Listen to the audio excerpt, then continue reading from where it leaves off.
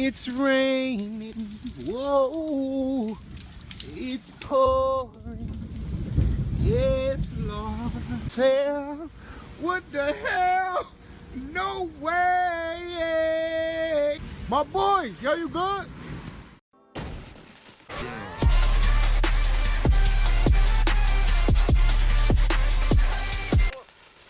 hate this channel. No! What's good, y'all? Welcome back to another Shinobi Striker video. It is your boy Nappy again, coming at y'all with some more heat. Today we have the combos for the new moon sword, and I'm here to teach you guys them today. Alright, so here's the first combo. What you have to do first, this one right here is the square square square combo, full combo with square basically. The next combo we have up on the list is going to be the square triangle combo. Pretty self-explanatory, and it looks pretty good too. Next one, square square triangle. And last but not least, the square square square triangle. All basic combos on the ground which you guys can perform very easily, and how they chain into each other I'll explain to you guys right now. These 4/3 basic combos are going to be the ones you guys use to clear your pathway and make sure you get that ultimate damage that you need to use the sword properly. Just remember that when doing the combos, the biggest way to do damage is to make sure that you get the square square square combo off. And you can do it into a Rasengan like that and easily get off a bunch of damage. I never thought the Rasengan tool could be used for anything else but like a lighting net, but with this sword, you can actually use it in some combos.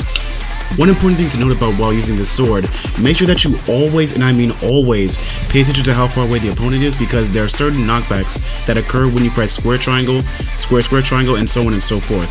So right here, as you can see, I press square square triangle and I knock the opponent back. It's really random at times when you can catch them, but when you do, it's usually when you jump and then press square, or L2 forward and then press square. But if you can't catch them like that, then keep trying to press square and eventually you may catch them. But that's going to be it for the combos. I'm going to show you guys now exactly where this sword ranks in each mode and why you should use it in specific modes only.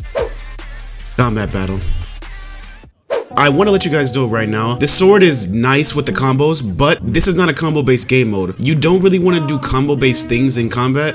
As a tank, your job is to mitigate damage from your teammates, and considering that everybody just floats around all day long, you will not be able to catch anybody with the sword because you don't have a one-hit stun. And your combos, if you catch someone inside of a combo, then I guess this thing can be useful, but other than that, I would not trust this weapon as my main weapon of choice for combat. I can't hit any one-hit stuns, and I have to wait until I actually get someone inside of a combo that doesn't really hit that often. So for combat, the overall score, 5 out of 10. Base battle. In base battle, the way to win the game mode is to make sure you get that meter up in the top left to 100%.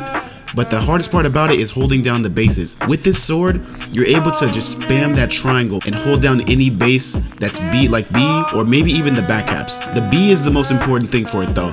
While spamming this over and over and over again, just L2 dashing triangle, L2 dash triangle, L2 dash triangle, it's so easy for you to hold down a base, and it barely gives anyone any time to hold down anything, or even hop on the base for that matter. They're going to have to pop a Kamui, or maybe even get on top of you and pop like a Jizo or a petrifying jutsu to even get on that base. And I speak from experience because I've had this sword about 2 months before release, and while trying it out, I realized that this sword was going to be a problem for any B tank.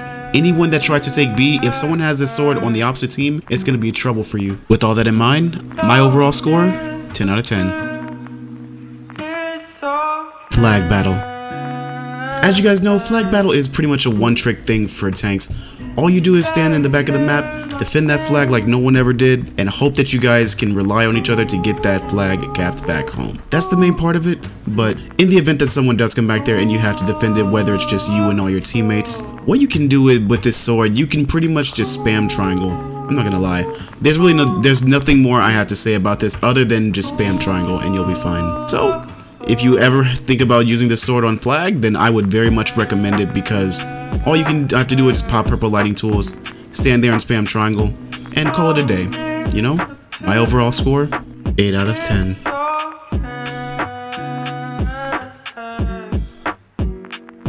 Final thoughts. Maybe for once I can actually say that they've actually come out with a decent sword that I can actually praise a bit higher than I normally would. The last one they came out with, which was the Blast Sword, it knocked people out of Demon Hunter, which was okay, but that's about all it did for you.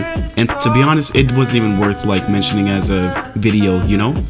But this sword is unique in its own way, so I wanted to just give you guys a quick review over it and give you guys my opinion on how it will do in each of the modes, so you guys can pick and decide which ones would be the best for you. So the question still remains, will this replace meta? No. I don't think so, because longsword has its uses in all 3 modes and you can use it. It's very versatile. The scythe, it's mainly used in combat only, not flag or base because it's triangle. You can't cancel it into a blast bomb or a purple lightning or anything. The Samehada, let's not talk about that. But the moonsword has qualities, of course. Each time they come out with a weapon, they want to balance it, make sure that it's just right, so it'll add something to that meta and make it potentially be used more. The moonsword itself has a perfect ground triangle for base and flag. It has no one-hit stun. Combo wise, it's literally the best I've ever seen for a weapon on this game. So if you're ever thinking about choosing a weapon to use, I would say use that moonsword only on flag and base. But that's gonna be for me today. If you guys enjoyed the video, let me know down below by leaving a like, comment, also subscribe if you're new to the channel. But like usual, you guys have a wonderful night and stay safe.